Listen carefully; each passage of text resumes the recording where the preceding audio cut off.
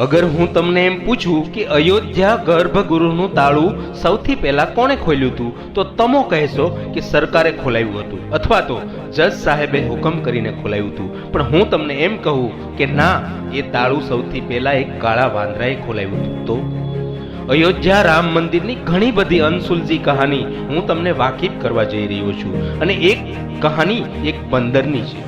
તારીખ 1 ફેબ્રુઆરી 1986.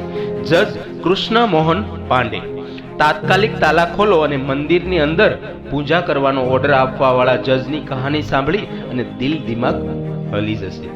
તાત્કાલિક તાળા ખોલોની પૂજા કરવાનો ઓર્ડર આપનાર જજ જ્યારે અદાલતમાં ફેસલો આપવાનો હતો ત્યારે તેમની અદાલતની એક ખિડકીમાં એક કાળો વાંદરો આવીને બેસી જાય છે. ઘણા લોકો તેને ખાવાનું આપે છે પણ તે ખાતો નથી.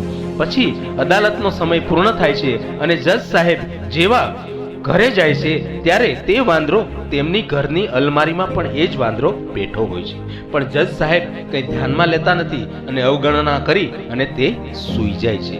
પછી જ્યારે સવારે ઉઠે છે ત્યારે તે વાંદરો ત્યાં જ બેઠો હોય છે. તેમના ઘરના ઘણા સભ્યો તેમને કહે છે કે આ વાંદરો આખી રાત અહીંયા જ બેઠો છે, નથી કંઈ ખાતો કે નથી કંઈ પીતો.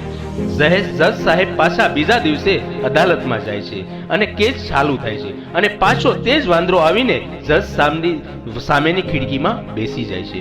અને જેવા જજ સાહેબ હુકુમ કરે છે કે મંદિરનું તાળું ખોલવામાં આવે અને તેમાં પૂજા કરવાનો ઓર્ડર આપવામાં આવે છે, એટલે વાંદરો ખુશીથી નીચે આવે છે અને પછી બધા લોકો તેને ખાવાનું આપે છે, એ ખાય છે.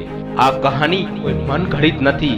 આ જજ કૃષ્ણકુમાર પાંડેએ એક ઇન્ટરવ્યુમાં કીધેલી છે. અને બીજી એક કહાની છે 1998માં અયોધ્યામાં 4 બોમ્બ મૂકવામાં આવ્યા હતા અને તેમાંથી એક બોમ્બ હનુમાનગઢી મંદિરમાં મૂકવામાં આવ્યો હતો.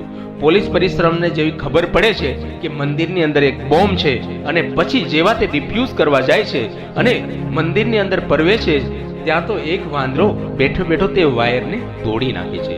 અને પછી પ્રશાસનની ટીમ જેવી તે વાંદરા પાસે જાય છે અને જોવે છે તો બોમ્બ ફૂટવાની 3 સેકન્ડની જ વાર હોય છે. ત્યારે તે વાંદરો તે વાયરને કાપી અને મંદિરને બચાવી લે છે. અને આ છે આપણી અયોધ્યા અને આ છે આપણા હનુમાનજી.